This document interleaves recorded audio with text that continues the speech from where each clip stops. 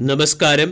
വരും ദിവസങ്ങളിലും IT സെക്ടറിലെ സ്റ്റോക്കുകൾ മികച്ച പെർഫോമൻസ് കാഴ്ചവെക്കും എന്നാണ് മാർക്കറ്റ് പ്രതീക്ഷിക്കുന്നത്. വെള്ളിയാഴ്ച ഇൻഫോസിസിന്റെ ക്വാർട്ടർലി റിസൾട്ടിന് മുകളിലുള്ള മാർക്കറ്റ് റിയാക്ഷൻ ഒട്ടുമിക്ക IT സെക്ടറിലെ സ്റ്റോക്കുകളിലും പ്രകടമായിരുന്നു. വെള്ളിയാഴ്ച വിപ്രോ എന്ന സ്റ്റോക്ക് 4% ഉയർന്ന് 466 രൂപയ്ക്ക് അടുത്ത് ക്ലോസിംഗ് നൽകി. 2.43 ലക്ഷം കോടി രൂപയുടെ മാർക്കറ്റ് ക്യാപ്പുള്ള കമ്പനിയുടെ വാല്യൂഷൻ 21.84, ഡിവിഡൻഡ് യീൽഡ് 0.21%. വെള്ളിയാഴ്ച വിപ്രോയുടെ ക്വാർട്ടർലി റിസൾട്ട് പുറത്തു വന്നിരുന്നു. വിപ്രോയുടെ ക്വാർട്ടർലി റിസൾട്ടിന് മുകളിലുള്ള മാർക്കറ്റ് റിയാക്ഷൻ അല്ല കാണാൻ സാധിച്ചത്. ഇൻഫോസിസിന് മുകളിലുള്ള മാർക്കറ്റ് റിയാക്ഷൻ ആയിരുന്നു വെള്ളിയാഴ്ച എൻ്റയർ IT സെക്ടറിൽ കാണാൻ സാധിച്ചത്. വിപ്രോയിൽ നിന്നും അനലിസ്റ്റുകൾ 22,408 കോടി രൂപയുടെ റവന്യൂവും 2,756 കോടി രൂപയുടെ പ്രോഫിറ്റും 16%-അടുത്തുള്ള മാർജിനുമാണ് പ്രതീക്ഷിക്കുന്നത്.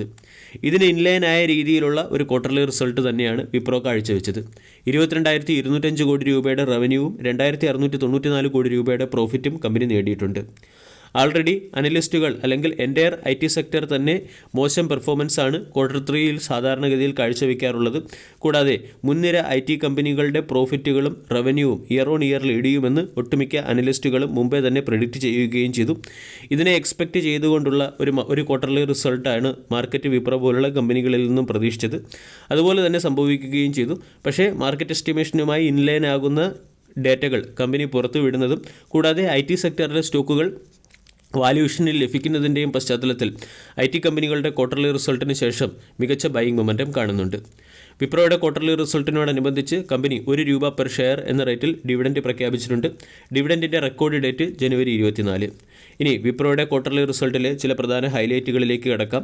കമ്പനിയുടെ റവന്യൂ ഇയർ ഓൺ ഇയറിൽ 4.4%, ക്വാർട്ടർ ടു ക്വാർട്ടറിൽ 1.4% ഇടിഞ്ഞു. IT സർവീസ് സെഗ്മെൻറ്റിൽ നിന്നുള്ള റവന്യൂവിൽ 2.1% ഇടിവ് ഇയർ ഓൺ ഇയറിൽ 2.1%-ഓളം ഇടിവ് ക്വാർട്ടർ ടു ക്വാർട്ടറിൽ വന്നിട്ടുണ്ട്. Constant currency service revenue 1.7% quarter to quarter ഇടിഞ്ഞു. ടോട്ടൽ ബുക്കിംഗും കഴിഞ്ഞ ക്വാർട്ടറുമായി താരതമ്യപ്പെടുത്തുമ്പോൾ 0.2% ഇടിഞ്ഞത്. $3.8 ബില്യൺ ടോട്ടൽ കോൺട്രാക്റ്റ് വാല്യൂ ആണ് വിപ്രോയ്ക്ക് ലഭിച്ചത്. പക്ഷേ മുൻനിര IT കമ്പനികളായ TCS, ഇൻഫോസിസുമായി താരതമ്യപ്പെടുത്തുമ്പോൾ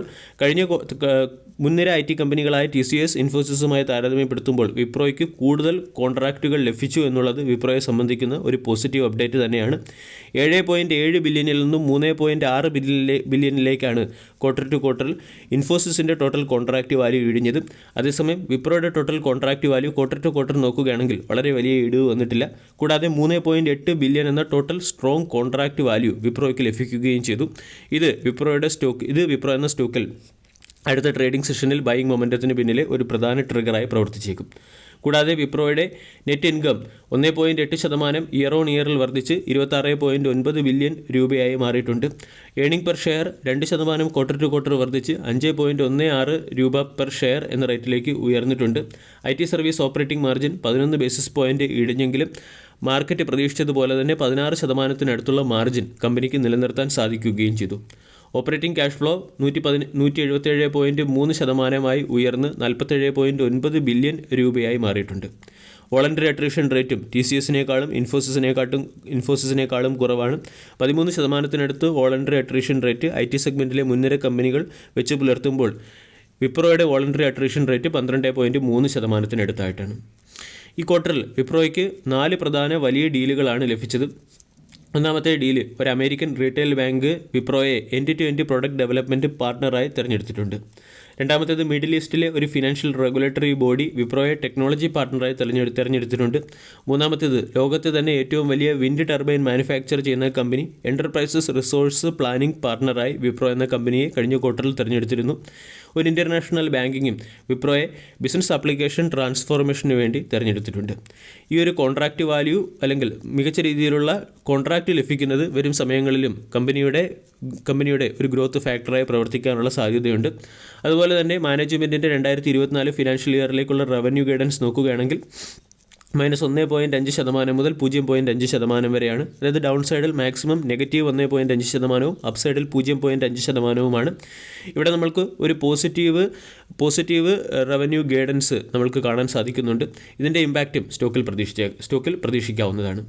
12.3%-അടുത്തുള്ള വോളണ്ടറി അട്രീഷനാണ് വിപ്രോ മെയിൻറ്റെയിൻ ചെയ്യുന്നത്. വിപ്രോ എന്ന സ്റ്റോക്ക് 450 രൂപ എന്ന സപ്പോർട്ടിൽ നിന്നും ഉയർന്ന് 466 ട്രേഡ് ചെയ്യുന്നു. ഇവിടെ നിന്നും 475 എന്ന ലെവലിൽ ഒരു ബ്രേക്കൗട്ട് വരാനും സ്റ്റോക്ക് ചിലപ്പോൾ 500 എന്ന ലെവലിലേക്ക് ഉയരാനും സാധ്യതയുണ്ട്. വീക്കിലി ക്യാൻഡിൽ പാറ്റേൺ പരിശോധിക്കുകയാണെങ്കിൽ വിപ്രോ എന്ന സ്റ്റോക്കിൽ ഇപ്പോൾ നമ്മൾക്ക് ഹെവി ഡിസ്കൗണ്ട് കാണാൻ സാധിക്കും. ഇവിടെ നിന്നും സ്റ്റോക്ക് അതിൻ്റെ ഓൾ ടൈം ഹൈയിലേക്ക് ഉയർന്നാൽ തന്നെ ഇൻവെസ്റ്റേഴ്സിന് മികച്ച രീതിയിലുള്ള റിട്ടേൺ ലഭിക്കാൻ സാധ്യതയുണ്ട്. വിപ്രോ കൂടാതെ എൻ്റയർ IT ഇൻഡെക്സിനെയും നമ്മൾക്ക് വരുന്ന ട്രേഡിംഗ് സെഷനിൽ ഫോക്കസ് ചെയ്യാം. എൻ്റയർ IT ഇൻഡെക്സിൽ ഒരു റൗണ്ടിംഗ് ബോട്ടം രീതിയിലുള്ള ക്യാൻഡിൽ പാറ്റേൺ ഫോർമേഷനാണ് വരുന്നത്. 39,000 എന്ന ലെവലിൽ നിന്നും ബ്രേക്കൗട്ട് വരാൻ സാധ്യതയുണ്ട്. അങ്ങനെ ബ്രേക്കൗട്ട് വരികയാണെങ്കിൽ 4,000 മുതൽ 5,000 പോയിൻറ്റിൻ്റെ അപ്സൈഡ് എൻ്റയർ IT ഇൻഡെക്സിൽ പ്രതീക്ഷിച്ചേക്കാം. ഇതിൻ്റെ പശ്ചാത്തലത്തിൽ വരും ദിവസങ്ങളിൽ IT സെക്ടറിലെ ഒട്ടുമിക്ക സ്റ്റോക്കുകളെയും ഫോക്കസ് ചെയ്യാവുന്നതുമാണ്. വീഡിയോ എല്ലാവർക്കും ഇഷ്ടമായി എന്ന് വിശ്വസിക്കുന്നു. താങ്ക്